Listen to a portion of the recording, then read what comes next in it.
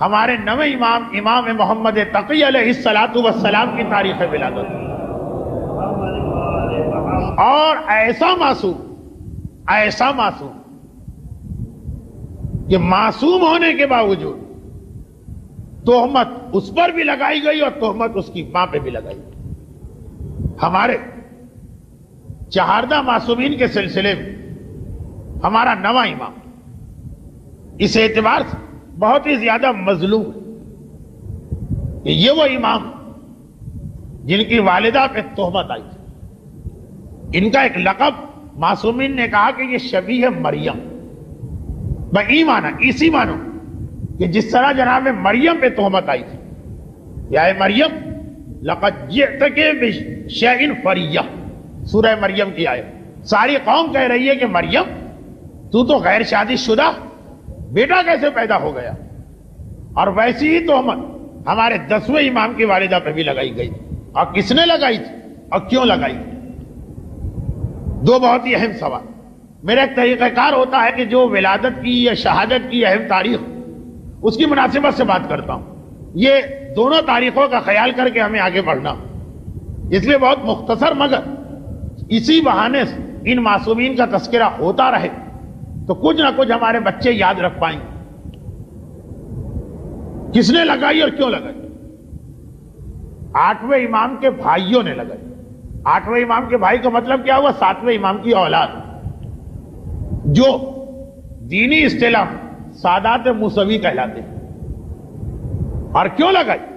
اس لیے لگائی کہ ہمارا 8واں امام بڑھاپے میں داخل ہو گیا تھا، 45 سال کے قریب عمر ہو گئی تھی اور صاحب اولاد نہیں تھی، اس وقت تک اولاد نہیں ہوئی۔ اب بھائیوں کے دل میں یہ خواہش پیدا ہو، ایک لالچ آئی کہ اگر اسی طرح سے مرتے دم تک یہ بے اولاد رہے تو شریعت کا مسئلہ ہے کہ کوئی شخص اگر انتقال کرے اور لاولد اور والدین بھی زندہ نہ ہو تو اس کی جائیداد بھائیوں کو ملتی ہے۔ ساری جائیداد قریب آتی نظر آ رہی ہے، کیونکہ گروہ معصومین 50-55 یہی اوسط عمر چل رہی تھی، اور ہمارا 8واں امام اس کے قریب پہنچ چکا۔ بھائیوں کی آنکھوں کے سامنے ایک مرتبہ مستقبل کے سنہری خواب آنے لگے، اور اسی حوالے سے ایک چھوٹی سی بات کہہ، ائمہ طاہرین صاحب جائیداد، بڑی بڑی جائیداد، اتنی بڑی کہ اس قسم کے واقعات پیش آ گئے۔ 100 200 500 روپے کے اندر اس قسم کے جھگڑے نہیں کھڑے ہوتے۔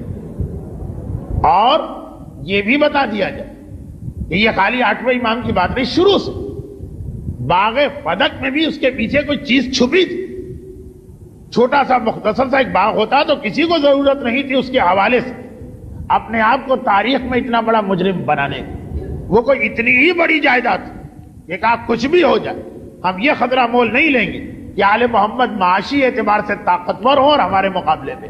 وہاں سے لے کے 8ویں امام تک علماء کے بارے میں جو قوم کی توقع ہے کہ لنگی اور بنیان پہن کے زندگی گزارے، کسی درخت کے نیچے رہیں، جوتیاں چٹکھاتے رہیں، کسی بھی وجہ سے اگر ذرا سی حالت بہتر ہوئی تو لاکھوں تہمتیں لگ گئی۔ اور ہر ایک مثال دے گا معصومین کو دیکھا کہاں ہے، معصومین کو پڑھا کہاں ہے، ان کے حالات سنے کہاں۔ باغ فدق سے لے کے 8ویں امام کی جائیداد تک اتنی کہ سارے بھائی، سارے نہیں اکثریت دشمنی پہ اترا، اور جب ان کی امیدوں پہ اوس پڑ گئی کہ 8ویں امام کے یہاں بڑھاپے میں اولاد پیدا ہو تو براہ راست 9ویں امام کی والدہ ماجدہ جناب سبیکہ، جن کا تعلق سوڈان سے تھا، براہ راست ان پہ تہمت لگا دی کہ یہ ہمارے بھائی کا بیٹا ہے ہی نہیں۔ ایک ایسی بات اہل بیت سے متعلقہ کہ اسے بیان کرتے ہوئے بھی شرم آتی اور اس کی تفصیل میں جاتے ہوئے بھی دل دکھتا، اسی لیے اشارہ کر کے آگے بڑھ رہا ہوں۔ ایک الزام آیا، ایک تہمت آئی، اور جناب مریم جیسا الزام آیا۔ خود 9ویں امام ان کے بیٹے، ان کا مسئلہ یہ تھا کہ ان کو ویسا امتحان دینا پڑا جیسا حضرت عیسیٰ کو دینا پڑا۔ ایک عجیب موافقت، ماں کو اس امتحان سے گزرنا پڑا جو مریم کا امتحان تھا، بیٹے کو اس امتحان سے گزرنا پڑا جو عیسیٰ کا امتحان تھا، گرچہ ان دونوں کا رتبہ ان دونوں سے بلند۔ عجیب، وہ ماں بیٹا، یہ ماں بیٹا، وہ کیا؟ اب دیکھیے میں اس مسئلے کی زیادہ تفصیل میں نہیں گیا، صرف چند اشارے کرنا مقصود تھا۔ اور بیٹے کو کس امتحان سے گزرنا پڑا؟ حضرت عیسیٰ کا کیا امتحان؟ حضرت عیسیٰ کا پہلا امتحان یہاں سے شروع ہوا، قوم نے ان کو نبی ماننے سے انکار کر دیا، کیا کہہ کر؟ کیف نکلم من کان فی المہد صبیا۔ یہ بہت اہم حصہ پڑھ رہا ہوں، میرے آئندہ درس کا ایک بہت دلچسپ واقعہ اس کے اوپر۔ قوم نے کہا اس کو نبی مانے، جو گہوارے کا بچہ جناب عیسیٰ کی کم سنی اور کم عمری پہ اعتراض ہو گئے، ان کی نبوت کا انکار کیا گیا، اور یہی امتحان نویں امام کو دینا پڑا، اس لیے کہ نویں امام کی عمر مبارک فقط 8 سال کی تھی جب عہدہ امامت ان تک پہنچا۔ 8 سال اور ساری کائنات کی ہدایت کی ذمہ داری ان پہ آ رہی۔ چنانچہ بہت سے لوگوں نے ان کی کم سنی کی وجہ سے ان کی امامت سے انکار کیا، حتیٰ یہ کہ ان کے اپنے چچا، ایک چچا، 7ویں امام کی اولادیں کتنی ہیں؟ 62 تو تاریخ میں نام لکھے، ایک چچا نے اعتراض کیا، اور اعتراض بھی ایسا کہ باقاعدہ جو نویں امام کا عہدہ تھا لوگوں کو آ کے مسائل بتانا۔ 8ویں امام تو چلے گئے دارالخلاف، ان کی مسند مدینے میں، جس دن مدینے میں 8ویں امام کی شہادت کی خبر ہے، ان کے بھائیوں میں سے 8ویں امام کے بھائیوں میں سے ایک جن کا نام جعفر تھا، وہ آ کے اپنے بھائی کی جگہ پہ بیٹھ اور سلسلہ شروع کر دیا جس طرح امامت لوگوں کو مسئلے بتاتی۔ 8 سال کے نویں امام گھر کا دروازہ کھول کے باہر آئے اور بڑے جلال کے عالم میں اپنے چچا کے دامن کو پکڑ کے چچا کو ہٹائے۔ حق کے مسئلے میں انسان کو اپنے سگے رشتہ داروں سے لڑنا پڑے تو لڑنا چاہیے، بلکہ کبھی واجب ہو جاتا جب گمراہی کا خطرہ۔ ابھی 8ویں امام کی شہادت کی خبر پہنچی اور ان کے چچا منصب پہ آ کے بیٹھ گئے۔ یہ تقریباً وہی واقعہ ہے جو 12ویں امام کی زندگی میں دہرایا گیا۔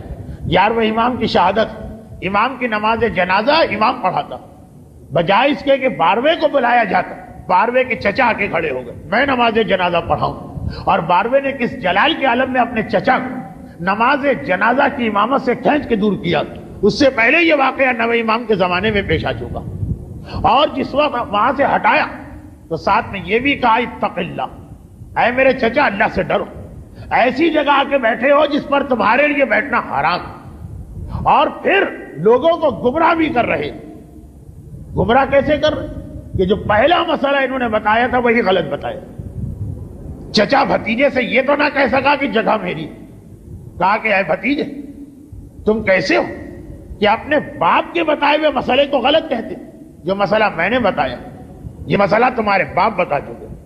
اور نویں میں ہم نے مسکرا کے کہا تھا مجھے پتا ہے میرے بابا نے کیا کہا، میرے بابا نے جانور کا مسئلہ بتایا تھا اور آپ میت کا مسئلہ بتا رہے ہیں۔ ایک بہت عجیب مسئلہ تھا، پھر وہی بات کہ اس کو ممبر پہ بیان کرتے ہوئے شرم آ رہے۔ بعض افراد اپنی فطرت میں ایسے کج ہوتے اور ایسی خباثت بھری ہوتی کہ وہ کچھ گناہ جانوروں اور میتوں سے بھی کرنے لگتے ہیں۔ اس کا یہ واقعہ چل رہا تھا۔ تو 8ویں امام کے زمانے میں واقعہ کسی جانور کے بارے میں آیا، اور اس وقت یہ واقعہ کسی میت کے بارے میں آیا کہ کسی نے اس میت سے فعل حرام کیا، اور انہوں نے وہی جواب جڑ دیا۔ نویں نے کہا نہیں میرے بابا نے اس کے لیے کہا تھا اور آپ اس کے لیے کہہ رہے۔ مسئلہ ایک جیسا لگے مگر فرق ہوتا۔ جس چیز پر نواں امام اپنے چچا سے اتنا ناراض، وہی چیز آج ہر مومن کر رہا۔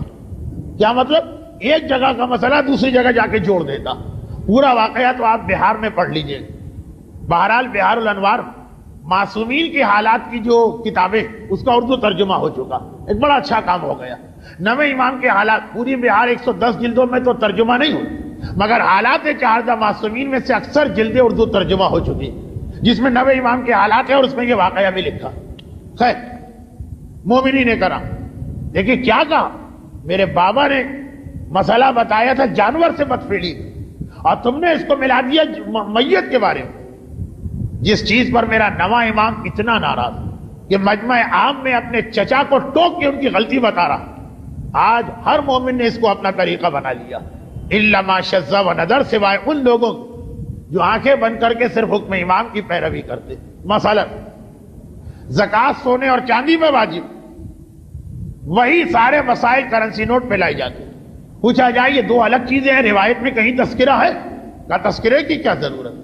جو اس زمانے میں سونے اور چاندی کی حیثیت تھی وہ آج نوٹ کی حیثیت.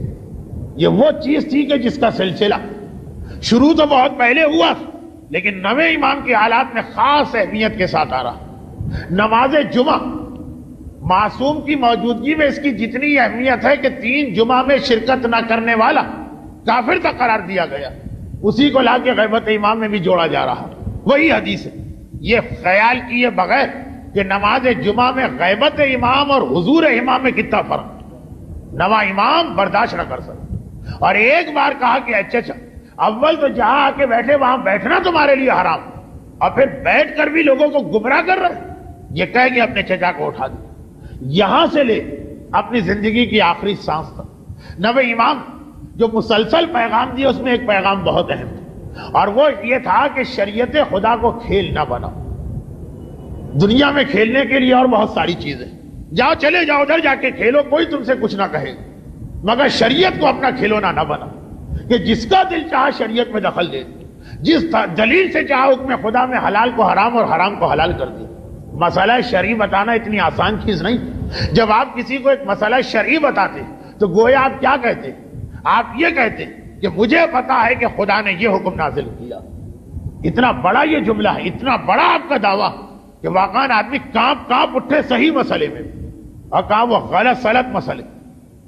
یا ارسطو اور سقراط و بقراط بن کے ادھر کی بات ادھر جوڑ کے جو آدمی بات کہتا. اچھا ہمارے یہاں دیکھیے 2 چیزیں. ایک یہ چیز کہ کچھ لوگ ایسے ہوتے ہیں ہر مسئلے میں ٹانگ اڑانا اپنی ذمہ داری سمجھتے ہیں، اور ایسی ذمہ داری کہ بڑے سے بڑے مراجع کی توہین کرنے میں ان کو کوئی باک نہیں. اچھا اس کے برعکس دوسرے لوگ بھی ہوتے، یہ وہ لوگ جو کسی بھی مسئلے کی تفصیل سننا ہی نہیں چاہتے. ان سے اگر کبھی آپ کسی مسئلے کی تفصیل بتائیے کہ انہوں نے آ کے ایک مسئلہ پوچھا کہ بھائی فلاں کا کیا حکم، اور ذرا تفصیل بتائے گا چھوڑیے بھائی آپ لوگ تو دین کو بڑا مشکل بنا رہے، بنی اسرائیل کی گائے نہ بنائیے، چھوٹا سا مسئلہ ہے چھوٹا سا جواب دے دیجیے. لیکن نہ یہ طریقہ اسلام ہے نہ وہ طریقہ اسلام. اور دونوں کی نفی میرے اس نویں امام نے کی جن کی ولادت کا جشن آپ کل منائیں. ادھر چچا غلط سلط مسئلے بتائے تو امام نے ڈانٹا، اور ادھر آ کے دیکھیے 8 سال کا امام، بنو عباس کا دربار. واقعہ آپ نے بار بار سنا اور سنیں گے آپ ساری زندگی، مگر آج کس حوالے سے سنیے اور اسی پہ میری مجلس اختتام پہ چلی جائے. بنو عباس کا دربار، اس لفظ کا مطلب کیا ہوا؟ اس دور میں بنو عباس دنیا کی سب سے بڑی طاقت تھی. بنو عباس کے دربار کا مقصد یہ ہے کہ دنیا کی سب سے بڑی طاقت کا دربار سجایا گیا، اور 70,000 علماء بلائے گئے، اور ان سارے علماء سے یہ کہا گیا کہ اپنا ایک نمائندہ مقرر کرو جو اس 8 سال کے بچے سے مناظرہ کرے. اور میٹنگیں کرنے کے بعد سب نے یحییٰ ابن اقسم کا نام لیا. ہارون کے زمانے سے یہ آدمی چلا آ رہا ہے، بنو عباس کا قاضی القضات یا چیف جسٹس. تقریباً وہی اس کی حیثیت جیسی آج کل وہ عبد العزیز ابن باز سعودی عرب کا مفتی اعظم، وہ نابینا عالم. یہ جو آج میں پڑھ رہا ہوں اس کو ذرا ذہن میں رکھیے گا، آئندہ اتوار کی تقریر میں ذرا ربط ملے گا اور آپ کو بڑا مزہ آئے گا. سب سے بڑا عالم پوری اسلامی دنیا میں مسلم الثبوت، 70-75 سال کی تو عمر ہو چکی، اور 8 سال میرے نویں امام کی عمر ہے جب یہ واقعہ پیش آیا. لا کے بٹھایا گیا، مناظرہ ہونا. مذاق اڑایا جا رہا ہے نویں امام کا 8 سال کا بچہ، اور یہ دعویٰ امامت کر جس کی بنا پہ یہ مناظرہ ہو. ایک بار امام نے یحییٰ ابن اقسم سے کہا کہ یہ بتا پہلا سوال تو کرے گا کہ میں کروں. بہرحال یہ تو ماننا پڑا کہ آپ فرزند رسول، کہا فرزند رسول آپ ہی پہلا سوال کریں. فقہ میں آسان ترین مسئلے یہ سمجھے جاتے ہیں، نگاہ ڈالنے کے مسئلے. پوری شریعت میں کل 5 مسئلے، جس نے 5 مسئلے یاد کر لیے پوری اس کے پاس شریعت کا یہ حصہ آ گیا. امام نے یہ آسان ترین مسئلہ پوچھا. آپ کا سنا ہوا اس کے بعد والے مسئلے کے حوالے سے بات کرنا. کہا اچھا سن، ایک آدمی نے صبح سورج نکلتے وقت ایک نامحرم ایک عورت کو دیکھا جو اس کے لیے حرام تھی، دیکھنا حرام تھا۔ چاشت کے وقت، سورج کے چڑھنے کے وقت، جو دعائے ندبہ کا وقت، دوبارہ اسی عورت کو دیکھا، یہ اس کے لیے حلال تھی۔ ظہر کے وقت اس کو دیکھا، اسی عورت کو دوبارہ حرام ہو گیا۔ عصر کے وقت اسی عورت کو دیکھا، پھر دیکھنا حلال ہو گیا۔ مغرب کے وقت اس عورت کو دیکھنا حرام تھا۔ عشاء کے وقت اس عورت کو دیکھنا وہ حلال ہو چکا۔ آدھی رات کو دیکھا تو دیکھنا حرام تھا، فجر کے وقت دیکھا تو دیکھنا حلال ہو گیا۔ 24 گھنٹے بھی نہیں گزرے صبح سورج نکلنے سے لے کے فجر کے وقت 8 مرتبہ نگاہ ڈالی، 4 مرتبہ حلال، 4 مرتبہ حرام۔ 8 سال کا بچہ شریعت کے آسان ترین مسئلے 80 سال کے قاضی القضات اور 70,000 علماء اسلام کے نمائندے سے پوچھ رہا، سر جھک گیا، ماتھے پہ پسینہ آ گیا، ہاتھ جوڑ کے کہا فرزند رسول میں نہ سمجھ پایا، آپ ہی اس مسئلے کو حل کریں۔ اور امام نے حل کی۔ کہا کہ ایک شخص ایک دن صبح کے وقت جب سورج نکل رہا ایک کنیز کو دیکھ، کنیز کو دیکھنا بھی حرام ہے، وہ عورت۔ چاش کے وقت اس کو جا کے خرید لیا، اس کے مالک سے خرید لیا، اپنی کنیز ہو گئی، اپنی کنیز کو دیکھنا حلال۔ ظہر کا وقت آیا، راہ خدا میں اس کو آزاد کر دیا، آزاد ہو گئی، اجنبی عورت بن گئی، بالکل آزاد، دیکھنا حرام۔ عصر کے وقت اس سے شادی کر لی، نکاح کر لی، بیوی ہو گئی، حلال ہو گئی۔ مغرب کے وقت اس سے زہار کر لی، یعنی کہہ دیا کہ تو ماں کی مانند، حرام ہو گئی۔ لیکن زہار میں نکاح نہیں ٹوٹتا ہے، کفارہ دینا پڑتا۔ عشاء کے وقت اس کا کفارہ دے دیا، وہ جو ہے کہ 60 غریبوں کو کھانا کھلاؤ اور جو کچھ، حلال ہو گئی۔ آدھی رات کو اسے طلاق دے دی، طلاق ہوتے بیوی حرام ہو گئی۔ فجر کے وقت رجوع کر لیا، اس لیے طلاق کے بعد عدے میں ہر وقت رجوع کیا جا سکتا، دوبارہ اس کے لیے حلال ہو گیا۔ اب تو کوئی سوال کر، اس نے ایک سوال کیا، اور دیکھیے اس کا سوال ہی یہ بتا رہا کہ وہ سمجھ گیا کہ میرا مقابلہ 8 سال کے بچے سے نہیں ہے، اس سے کہ جو علم رسالت کا حامل ہے، اس لیے شریعت کے مشکل ترین مسئلے کو پوچھا۔ پوری شریعت، حج کے مسئلے بڑے مشکل مانے جاتے ہیں، اور حج میں بھی کفاروں کے مسئلے مشکل ترین مسئلے، بڑے سے بڑے مجتہد سے بھی پوچھئے گا، وہ کہے گا ٹھہر جائیے میں کتاب دیکھ کے بتاؤں۔ کفاروں کے مسئلے کہ کیا کفارہ، اس نے سوال وہاں سے کیا جو بتا خود اس بات کا چھپا ہوا اعتراف کہ بچہ نہیں سمجھ رہا ہے، تبھی شریعت کے مشکل ترین مسئلے کو دریافت کیا۔ کہا فرزند رسول، ایک آدمی احرام پہنے ہوئے تھا اور اس نے شکار کر لیا، بتائیے کیا کفارہ۔ امام مسکرا، کہا کہ تو نے سوال تو کیا، مگر یہ تو بتا کہ جس شخص نے احرام کی حالت یہ شکار کیا تو یہ احرام اس نے عمرے کا پہنا تھا کہ حج کا پہنا تھا؟ یہ شکار اس نے حرم کی سرزمین میں کیا تھا کہ ہل کی سرزمین میں کیا تھا؟ یہ شکار اس نے رات کے وقت کیا تھا کہ دن کے وقت کیا تھا؟ آمدن یہ شکار کیا تھا کہ بھولے سے یہ عمل ہو گیا؟ شکار کرنے والا بالغ تھا کہ نابالغ تھا؟ شکار کرنے والا آقا تھا کہ کسی کا غلام تھا؟ شکار کرنے والے نے پہلی مرتبہ شکار کیا کہ اس احرام میں پہلے بھی یہ غلطی کر چکا؟ جو شکار کیا تو کوئی چوپایا تھا کہ اڑنے والا پرندہ تھا؟ جس کا شکار کیا وہ گھریلو یعنی پالتو جانور تھا کہ جنگلی تھا؟ جو شکار کیا گیا تو جانور بڑا تھا کہ جانور چھوٹا تھا؟ جو شکار کیا گیا تو یہ اپنے عمل پر مصر ہے، ضد کر رہا ہے کہ میں نے صحیح کیا کہ نادم؟ اس طرح سے 17 شقیں امام نے نکالی کہ ایک مرتبہ یحییٰ ابن اقسم مبہوت ہو کے رہ گیا، آنکھیں پھٹ گئی، منہ کھلا کا کھلا رہ گیا، گھبرا کے کہا کہ فرزند رسول کیا ان کی الگ الگ مسئلے ہیں؟ امام نے کہا سٹ، اور ایک ایک شیخ کو اس کے بعد امام واضح کر رہے ہیں، لیکن جو بات مجھے آپ سے کہنا تھی وہ یہ کہ یحییٰ ابن اقسم نے ایک مرتبہ گھبرا کے کہا فرزند رسول آپ ہی اس مسئلے کی وضاحت کر۔ ہمارے یہاں اگر کوئی شخص کسی عالم کے پاس جائے اور جا کر کہے کہ مولانا صاحب میں حج پہ گیا تھا اور مجھ سے غلطی ہو گئی، ایک شکار ہو گئی، اور وہ 17 میں سے 3 باتیں بھی پوچھ لیں تو سامنے والا چڑھ کے کہے گا کہ اتنی آسان شریعت کو آپ لوگ کتنا مشکل بنا رہے ہیں۔ ارے میں نے ایک سوال پوچھا تھا، آپ نے بنی اسرائیل کی گائے بنا دیا، یہی علماء نے تو بیڑا غرق کیا، اسی لیے تو نوجوان نسل اسلام سے بھاگتی ہے، اسی لیے تو لوگ آج کل بے دین ہو رہے ہیں۔ کتنا لمبا لیکچر اس مولوی کو آپ پلا کے آ جائیں۔ امام معصوم 70,000 علماء کے سامنے اس ایک بات کو بھی واضح کر رہے کہ مسئلہ پوچھنے کا بھی طریقہ ہوتا ہے، اور شریعت اسلامیہ ایک مسئلے کے سینکڑوں پہلو ہوتے ہیں، ہر ایک کو ذہن میں رکھ کے تمہیں سوال کرنا۔ ادھر اپنے چچا کو ڈانٹا اور کہا کہ اے چچا ادھر کی بات ادھر نہ جوڑیے، یہ الگ مسئلہ تھا، وہ الگ مسئلہ۔ اور یہاں یحییٰ ابن اقسم کو ڈانٹا کہ شریعت آسان ہے، مگر آسان کا مقصد کاہلی نہیں ہے، آسان کا مقصد لاپرواہی نہیں ہے، آسان کا مقصد سستی نہیں ہے، شریعت کے احکامات پوری تفصیل کے ساتھ عمل کرنا پڑتے۔ اگر 10 تاریخ اصل تو ولادت کا جشن آپ کل منائیں، اس حوالے سے یہی ایک بات ذہن میں بیٹھ جائے کہ احکامات شریعت، کیونکہ مجھ تک یہ بات پہنچی نہیں ہے یہاں باب العلم کے حوالے سے، لیکن اتنا تجربہ تو ہے کہ کتنے ہی لوگ یہاں کے درس کے پہلے حصے پہ چڑھتے ہوں اور اکتاہٹ میں مبتلا ہوتے ہوں اور بوریت کے نعرے اپنے دل میں لگاتے ہوں، اور بعض اوقات لوگ یہ بھی سمجھتے ہوں کہ آسان دین کو مشکل بنایا جا رہا، اور ہاں اور نہ میں جواب دینے کے بجائے ایک سوال کے جواب میں آدھے گھنٹے کی کہانی دہرائی جا رہی۔ اگر اتنا بھی سمجھ میں آ گئے کہ دین آسان کا مطلب لاپرواہی نہیں، سستی نہیں ہے، کاہلی نہیں ہے، یہ مطلب نہیں ہے دین آسان کا کہ جہاں ذرا سا دماغ پہ زور پڑنے لگے تو آپ کہیں کہ ہم اسے سننے کو تیار نہیں۔ 10ویں امام کے دونوں واقعات آپ نے سن لیے۔ اپنی طرف سے شریعت خدا کے احکام میں دخل نہ دینا۔ اگر امام کا چچا بھی یہ عمل کرتا تو مجمع عام میں ڈانٹ کے امام اس کو اٹھا دیتے۔ اور شریعت آسان، مگر آسان کا مقصد یہ نہیں کہ حکم خدا کو اتنی لاپرواہی کے ساتھ لیا جائے، نہیں، حکم خدا اس کی ساری تفصیلات اور اس کی ساری گہرائی میں جانا پڑے گا، تبھی تو 1 گھنٹے مسائل پر بحث کو 70 سال کی سنت عبادت سے افضل قرار دیا گیا۔